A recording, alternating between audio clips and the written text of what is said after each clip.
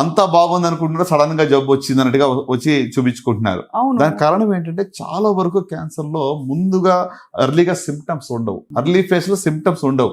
So symptoms వచ్చేటప్పుడు చాలా సార్లు అడ్వాన్స్ స్టేజ్ లో అయి ఉండొచ్చు. సో అలా చూస్తే ఇప్పుడు మరి మనకి స్క్రీనింగ్ అనేది అందుకే చాలా ఇంపార్టెంట్. స్క్రీనింగ్ ఎవరికి చేస్తాము? సిమ్టమ్స్ లేని వాళ్ళకి. నార్మల్ గా ఉన్నాను, నాకు ఏమి ఇబ్బంది లేదు అనుకున్న వాళ్ళకి చేసే పరీక్ష స్క్రీనింగ్ టెస్ట్లు అంటాం.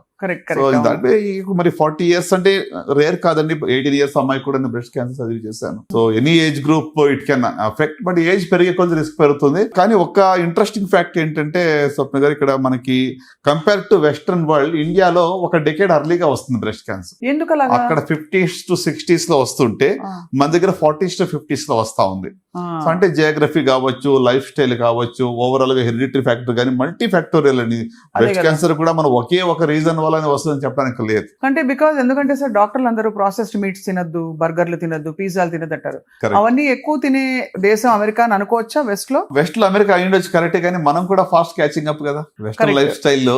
ఖచ్చితంగా మనం కూడా ఫాస్ట్ క్యాచింగ్. అంటే మనకి అంత తొందరగా రావడానికి డిఎన్ఏ మార్పులు ఏమైనా జరుగుతున్నాయా? డెఫినెట్లీ. అంటే మనకి అగైన్ జియోగ్రఫీ వైజ్ కానీ లేకుంటే జన్యు పరంగా కూడా కొన్ని మార్పులు ఉంటాయి. సో ఎగ్జాక్ట్ రీజన్ మనకు తెలియదు వై 1 decade early అని చెప్పి.